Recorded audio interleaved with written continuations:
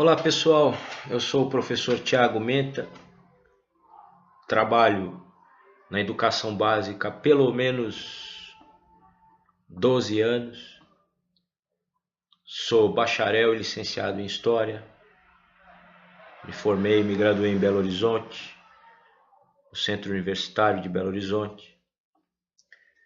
Tenho trabalhado há alguns anos, não só com História, tenho trabalhado na educação, tenho trabalhado com a geografia e, em especial, com a sociologia já há um bom tempo. Ou seja, sou um profissional das humanidades.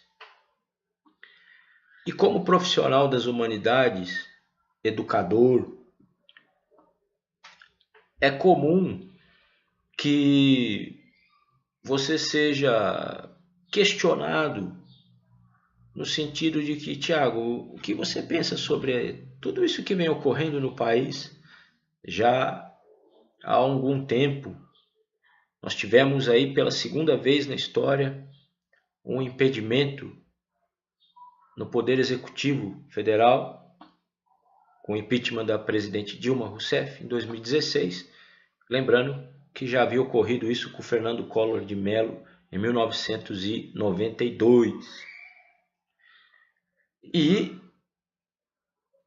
assumindo o cargo, a vice-presidência, Michel Temer, e no passado, o presidente Itamar Franco, já falecido, e que durante seu governo deu suporte para que o sociólogo Fernando Henrique Cardoso, então ministro da Fazenda, desenvolvesse com uma equipe competente o Plano Real, que de certa maneira deu uma sossegada em décadas de hiperinflação na economia nacional, desde o final dos anos 70, principalmente nos anos 80, nos tempos Sarney. Bom, quando me questionam sobre esse caminhão de fatos históricos importantes, o impedimento de uma presidente pela segunda vez, e agora a proposição de reformas estruturais pelo governo federal, isso a partir de um governo que não tem suporte, que não tem bagagem popular. O presidente Temer não é uma liderança popular, carismática, e não tem, e parece não ter nenhuma penetração na sociedade significativa. Por isso que vem buscando programas de televisão populares, como o programa Silvio Santos ou o programa do Ratinho, do apresentador Carlos Massa, para tentar defender aquilo que ele entende que é necessário para o país, no caso, as reformas estruturais, em vista aí principalmente à reforma da Previdência Social. Bom, eu acho, se é possível achar alguma coisa, e eu acho mais coerente nesse momento achar alguma coisa do que afirmar, falar categoricamente aquilo que se pensa. Por quê? Porque todo historiador tem a seu favor o tempo, a temporalidade.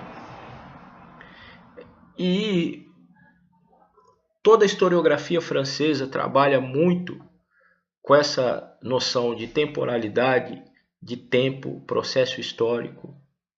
Inclusive, o processo histórico sendo encarado de uma forma mais veloz quando se trata de transformações econômicas, ou de longo prazo no caso das transformações culturais, de consciência. Por que eu estou falando isso? Porque eu acredito que para um historiador é cedo definir e chegar a conclusões. quando se observa tudo isso que vem ocorrendo. Eu acho que o mais coerente é observar. É como, eu já falei isso em outros vídeos, e isso não é ficar em cima do muro, é uma postura metodológica para não falar besteira ou para não cometer equívocos. Eu acredito que existem coisas que vão chegar à luz daqui a algumas décadas. Eu acho que existem muitas coisas aí que ainda estão no subsolo, que a gente não vislumbra.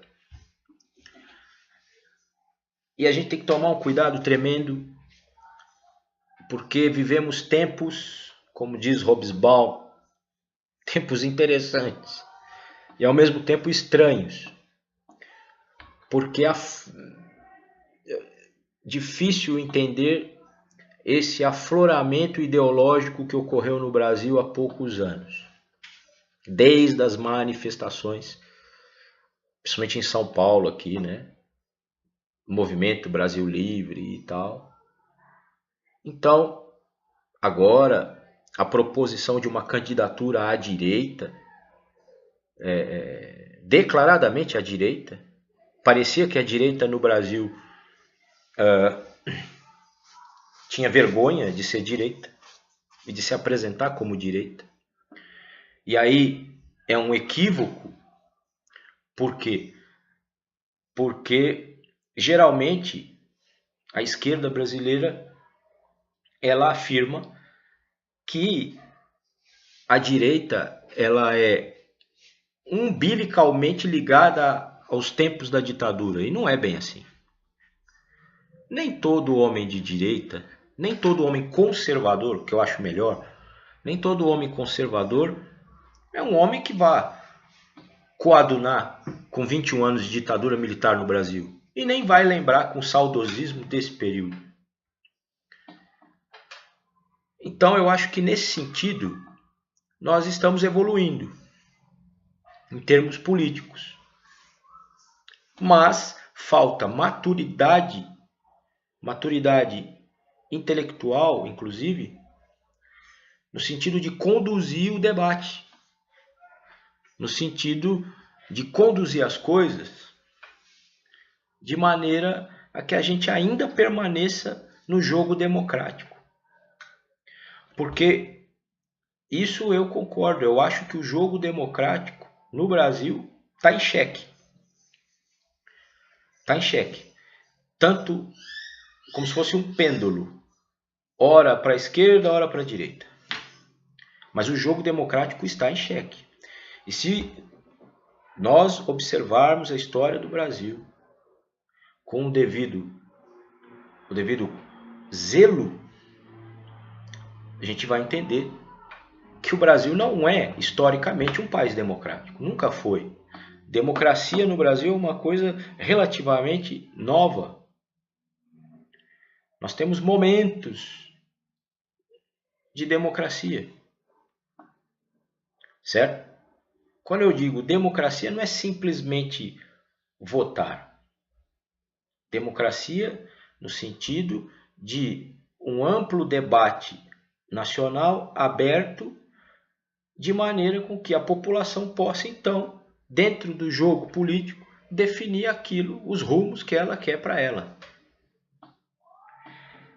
E quando a gente torna o debate nacional uma coisa preto no branco, direita e esquerda, a gente joga gasolina no incêndio. Então deve-se ter um cuidado tremendo. A esquerda comete erros, óbvio. A estrutura do Estado brasileiro precisa ser modernizada, óbvio. Temos que buscar fazer justiça social no Brasil, óbvio. Precisamos de uma classe política revitalizada, óbvio.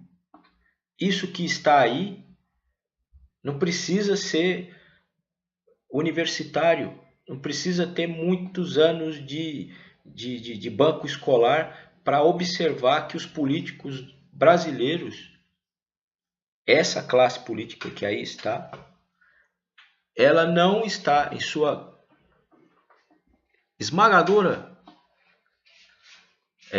representatividade, ela não está preocupada com o bem-estar da população.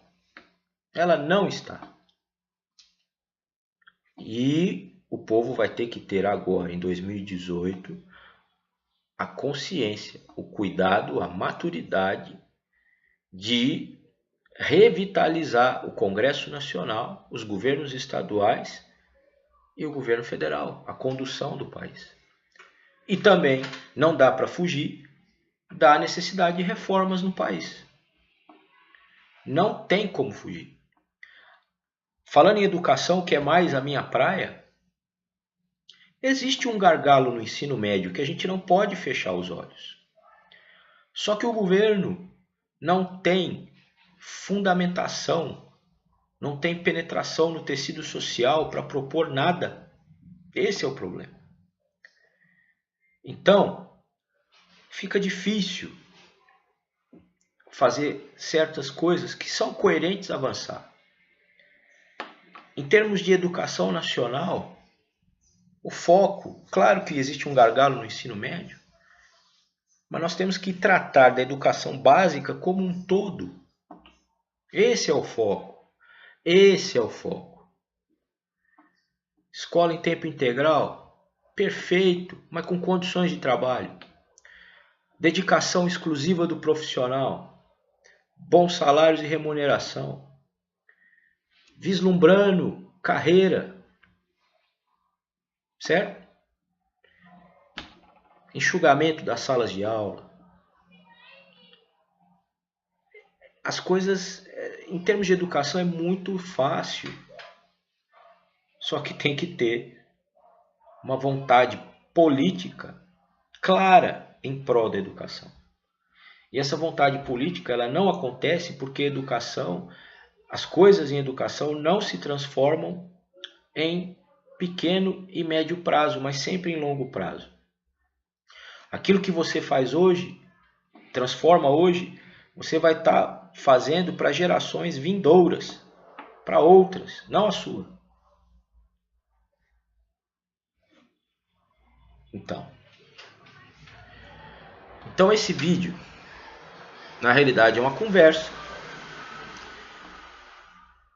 Ainda é cedo para tomar conclusões. Acredito que daqui a algumas décadas, muita coisa que está na penumbra, que estão nas sombras, e que envolve tanto o lado de quem está no poder hoje, quanto o lado de quem se diz perseguido, todo esse processo nós vamos vislumbrar daqui a algumas décadas. Então cabe ao historiador não tomar posições e nem ficar antecipando conclusões. Temos o tempo ao nosso favor. É isso que eu estou dizendo. Então, nesse caso, ficamos no muro. Ficamos como a coruja de Hegel. Hegel, quando fala da filosofia, em termos de como uma metáfora, ele fala da coruja, que ao final do dia alça voo. O historiador, diante de tudo que está ocorrendo, ele tem que... Isso penso eu. O melhor a fazer é vestir a roupa de coruja. E esperar o momento certo para alçar voos. E não ficar tomando posições. Porque a luz sobre isso tudo, essa luz virá. Ok? É esse recado que eu tenho, pelo menos nesse momento, sobre esses fatos que vêm ocorrendo no país já há pelo menos 3 ou 4 anos e que sacudiram a sociedade brasileira e a política nacional. Até lá.